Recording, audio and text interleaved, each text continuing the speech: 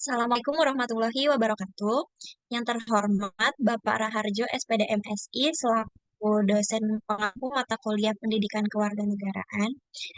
Izinkan kami memperkenalkan diri. Kami dari kelompok 1 akan mempresentasikan tentang laporan proyek upaya mencegah dan menanggulangi isu sosial bullying.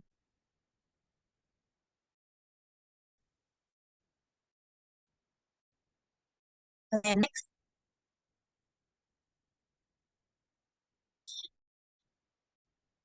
Anggota kelompok kami yang pertama ada Adriani Aude Aprilia dengan NIM 17076230040. Yang kedua ada Esti Ragil Pamuji dengan NIM 17156230061. Yang ketiga ada Rahma Iza dengan NIM 17156230020. Yang keempat, saya sendiri, Raisa Rasandria Agusti, dengan NIM 17156230033. Dan yang terakhir ada Stella Esteria Prakoso dengan NIM 17144230003. Boleh di next?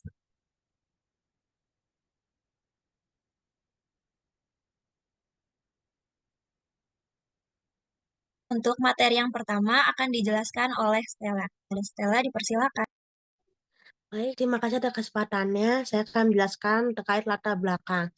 Latar belakang bullying merupakan sebuah tindakan kekerasan yang dapat berupa kekerasan psikologis atau fisik dilakukan oleh seseorang atau sekelompok orang terhadap orang lain yang dianggap rentan atau lemah yang umumnya terjadi pada masa remaja.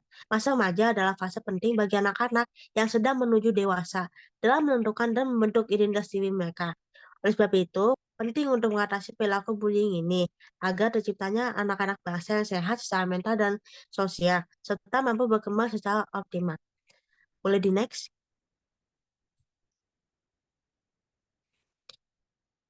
Selanjutnya yaitu tujuan penelitian. Tujuan penelitian yang pertama yaitu memberikan pemahaman.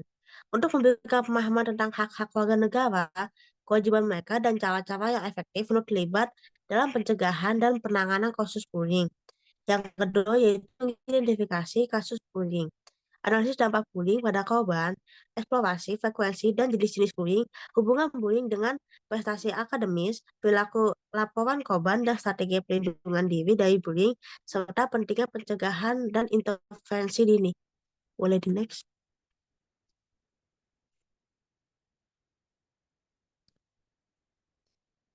Selanjutnya yaitu rumusan masalah. Sebagai warga negara, bagaimana kita bisa memahami hak-hak kita, apa yang harus dilakukan, dan bagaimana cara terlibat dalam upaya mencegah dan menangani bullying.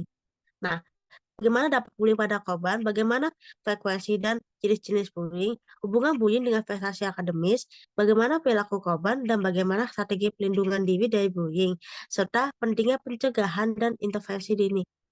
Boleh di next?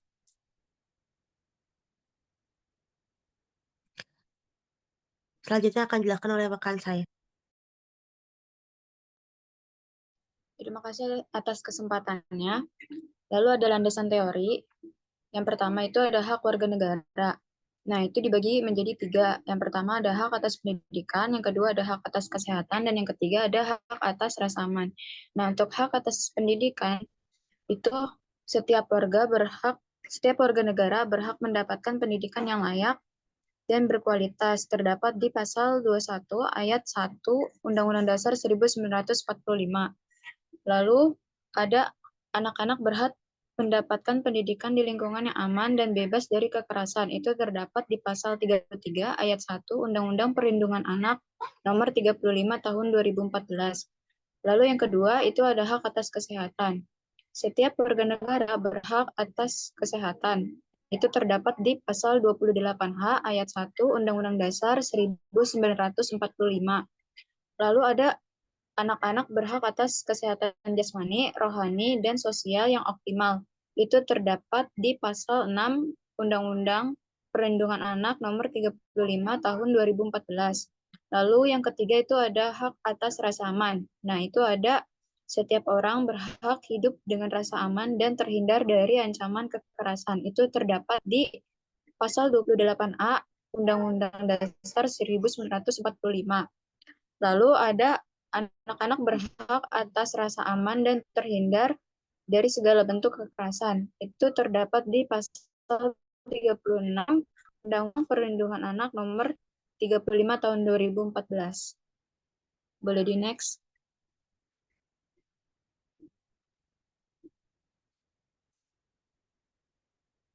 Lalu yang kedua itu ada kewajiban warga negara. Nah, yang pertama itu kewajiban menghormati hak orang lain, dan yang kedua kewajiban menjaga ketertiban umum. Nah, pemenuhan kewajiban warga negara dapat membantu mencegah dan mengatasi bullying melalui beberapa cara berikut.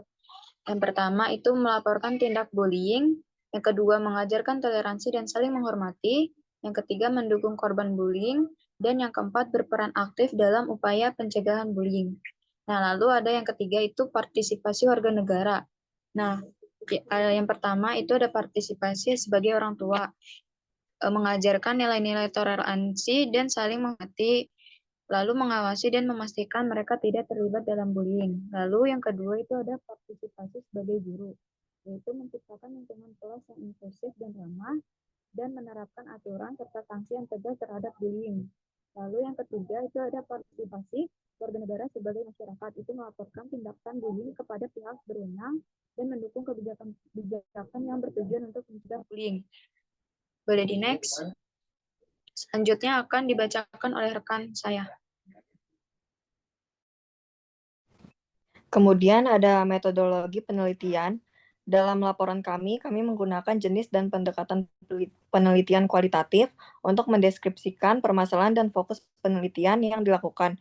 Metode kualitatif adalah pendekatan dalam penelitian yang bertujuan untuk memahami fenomena dengan cara mengumpulkan data non-numerik, serta pendekatan ini tidak mengandalkan kinerja statistik, tapi berdasarkan bukti-bukti kualitatif.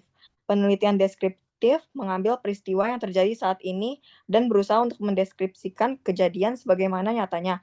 Dalam konteks pendidikan, penelitian deskriptif berfungsi untuk memecahkan masalah yang ada. Boleh di next.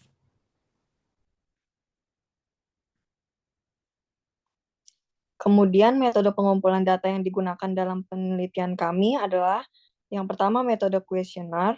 Metode kuesioner merupakan metode pengumpulan data dengan memberikan beberapa pertanyaan kepada responden untuk dijawab. Kemudian yang kedua analisis data. Analisis data adalah proses menyusun data secara sistematis yang diperoleh dari metode kuesioner dan observasi. Data diorganisasikan ke dalam kategori, dijabarkan ke unit-unit, disusun dalam pola, dan dibuat kesimpulannya agar dapat dipahami dengan mudah oleh pembaca. Boleh di next.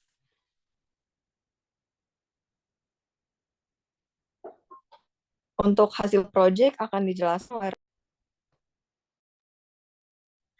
Terima kasih atas kesempatannya. Hasil proyeknya dalam penelitian ini kami menggunakan metode kuesioner sebagai instrumen utama untuk pengumpulan data.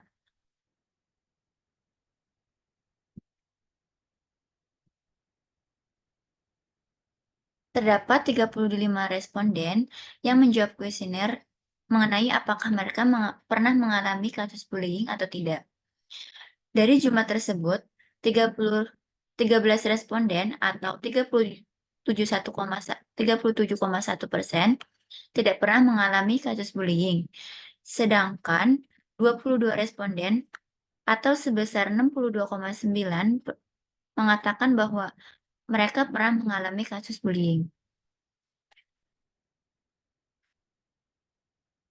Dari 22 responden yang mengatakan bahwa mereka pernah mengalami kasus bullying, hanya 3 responden atau sebesar 13,6% yang mengatakan bahwa mereka pernah melaporkan insiden bullying kepada pihak berwenang. Sedangkan 19 responden atau sebesar 86,4% mengaku tidak pernah melaporkan insiden tersebut.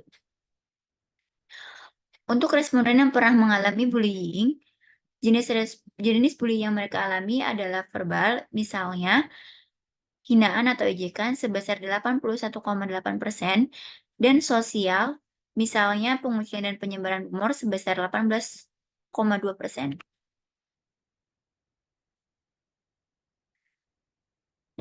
Dalam upaya mencegah bullying di sekolah atau di kampus, responden memberikan berbagai saran tentang cara mencegah bullying di lingkungan sekolah ataupun kampus. Yang pertama, melakukan edukasi tentang bullying kepada siswa agar mereka lebih memahami apa itu bullying dan dampaknya.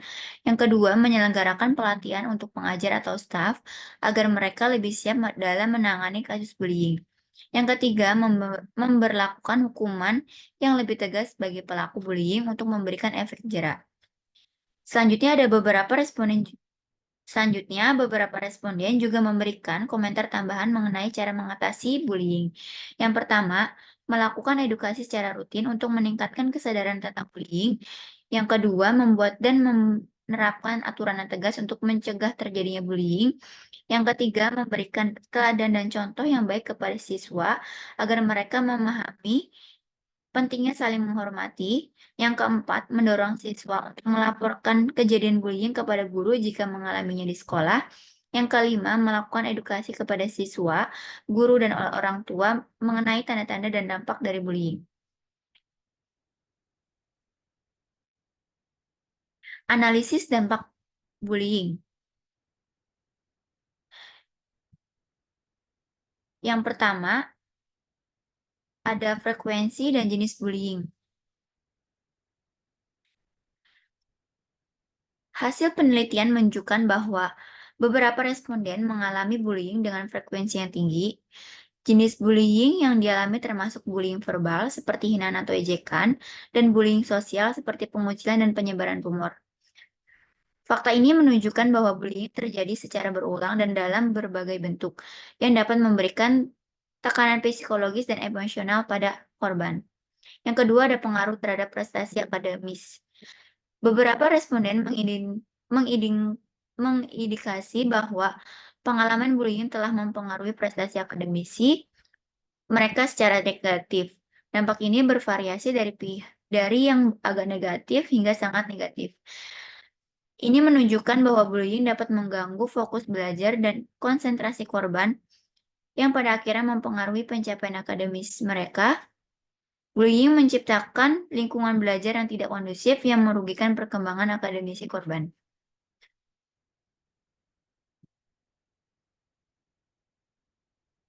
Yang ketiga, ada pelaporan dan tindakan pencegahan. Data menunjukkan bahwa sebagian besar responden tidak melaporkan insiden bullying meskipun menyadari pentingnya edukasi, pelatihan, dan hukuman tegas. Selanjutnya, kurangnya pelaporan dan tindakan pencegahan yang efektif memperpanjang durasi dan intensif bullying serta meningkatkan dampak negatif pada korban yang merasa tidak mendapat dukungan atau solusi. Yang keempat, ada pengaruh terhadap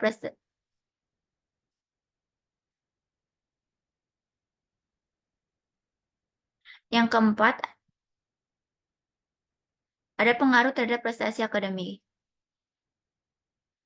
Responden memberikan berbagai saran untuk mengatasi bullying, termasuk melakukan edukasi tentang bullying, memberikan teladan dan contoh yang baik, membuat aturan yang tegas, dan melibatkan orang tua dan pemahaman serta penanggulangan bullying.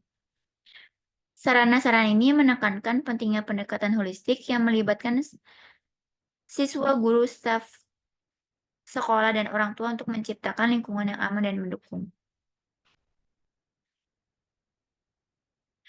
Keberhasilan proyek.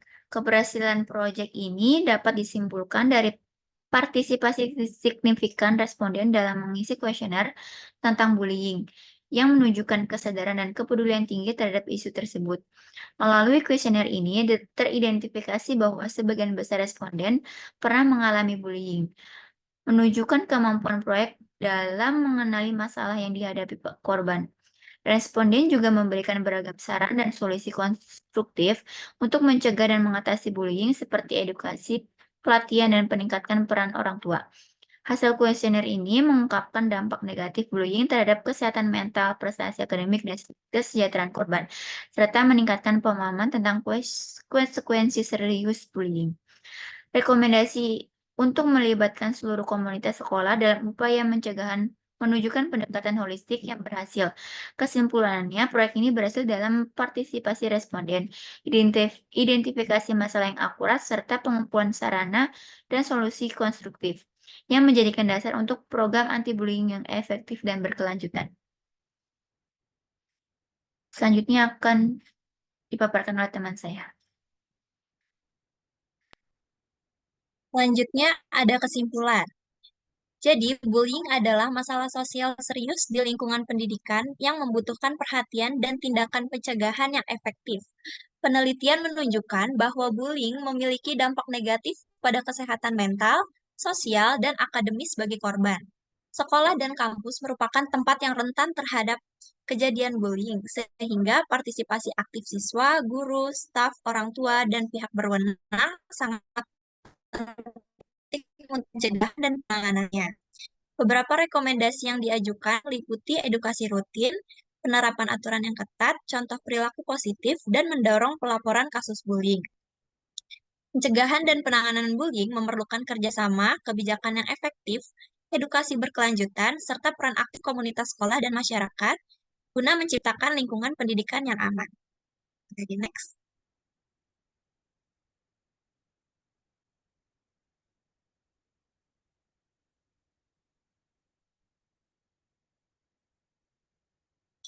Terakhir ada rekomendasi. Berdasarkan laporan proyek pendidikan kewarganegaraan tentang isu sosial bullying, berikut adalah beberapa cara untuk mencegah dan mengatasi masalah ini secara efektif. Yang pertama, edukasi berkelanjutan tentang bullying dan integrasi materi dalam kurikulum. Yang kedua, pelatihan rutin bagi pengajar dan staf untuk menangani bullying. Yang ketiga, penerapan aturan tegas dan sanksi konsisten bagi pelaku bullying. Yang keempat, peningkatan peran orang tua dalam memahami dan menangani bullying. Yang kelima, motivasi siswa untuk melaporkan kasus bullying dan menyediakan saluran komunikasi yang aman. Yang keenam, kerjasama antara sekolah, keluarga, dan komunitas. Dengan rekomendasi ini diharapkan tercipta lingkungan pendidikan yang aman dan lebih inklusif.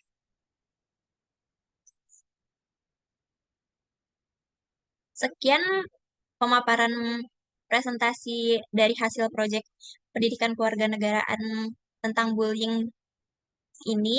Kurang lebihnya mohon maaf. Wassalamualaikum warahmatullahi wabarakatuh.